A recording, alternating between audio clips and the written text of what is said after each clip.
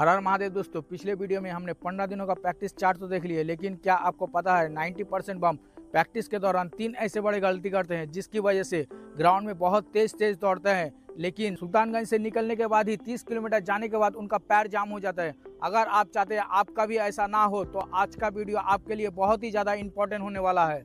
अगर पहला पार्ट नहीं देखें तो ये वीडियो आपको समझ में नहीं आएगा, इसीलिए एक बार पहला पार्ट जरूर देखें। सबसे पहले बात करते हैं 16 से 25 दिनों की। 15 दिन के बाद आपको दोनों टाइम प्रैक्टिस करना है।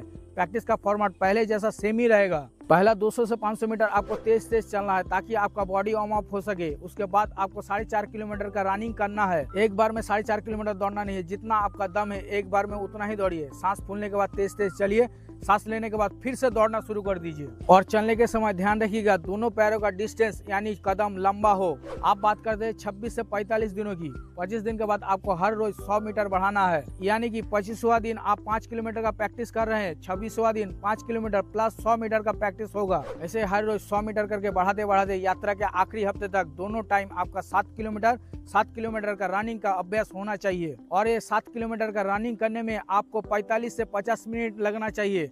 अभी आपका 5 किलोमीटर का रनिंग करने में कितना समय लग रहा है मुझे एक बार कमेंट पर जरूर बताइए। अगर आप में से किसी का दोनों टाइम प्रैक्टिस करने का समय नहीं है, सिर्फ एक टाइम ही प्रैक्टिस कर पाएंगे, तो आज से आप हर रोज 100 मीटर करके बढ़ाइए यात्रा के आखिरी दिन तक। आप बात करते हैं इंपॉर्टेंट बातों पर। पैर की चमड़ी को मोटी करने के लिए आज से ही आप जूतों को छोड़ दीजिए। एकदम खाली पैर प्रैक्टिस कीजिए। जितना आप खाली पैर प्रैक्टिस कीजिएगा उतना ही आपका चमड़ी मोटी होगी। चमड़ी मोटी होने से यात्रा में आपका फोका लेने का चांस एकदम खत्म हो जाएगा।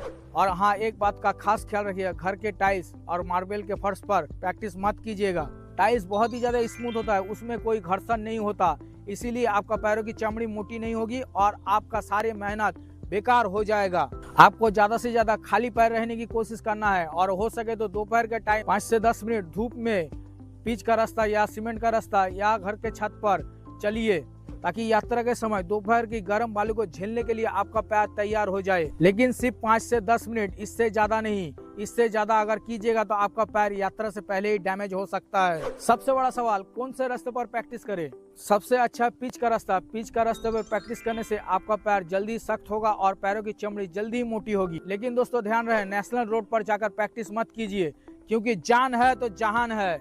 अगर पिच का रास्ता नहीं है तो सेकंड ऑप्शन सीमेंट का रोड पर प्रैक्टिस कीजिए। अगर सीमेंट का रोड भी नहीं है तो आप ग्राउंड पर जाकर प्रैक्टिस कीजिए, उसमें भी बहुत ज्यादा बदलाव आएगा। रनिंग करने के समय आपका पैर एकदम एक लेवल में पड़ना चाहिए, बिल्कुल भी टेढ़ा बेका नहीं। प्रैक्टिस के दौरान अगर आप पैर टेढ़ा करके फेंकते हैं तो आप यात्रा में भी वही आदत रह जाएगा और यात्रा के दौरान आपका पैरों में दर्द बहुत जल्दी शुरू हो जाएगा। प्रैक्टिस करने के बाद दोनों टाइम व्यायाम जरूर करना है और उठक बैठक जरूर कीजिएगा। उठक बैठक करने से पैरों की थाई और पैरों की मसल बहुत ज्यादा सख्त होता है। डाइट पहले जैसा ही रहेगा, कोई भी दामी चीज खाने की कोई जरूरत नहीं है, सिर्फ तेल मसाला कम कर दीजिए। इसी तरह से प्रैक्टिस चलता रहेगा यात्रा से 2 दिन पहले तक, यानी अगर आप रविवार को जल उठा रहे हैं तो बृहस्पतिवार तक आप प्रैक्टिस कीजिए।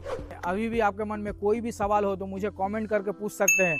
आपका सवाल का जवाब देने में थोड़ा सा देरी हो सकता है, लेकिन 100% आपको आंसर मिलेगा ही मिलेगा। हर हर महादेव, जय बाबा बैजनाथ। बाबा आप सभी को ऊपर आशीर्वाद बनाए रखे।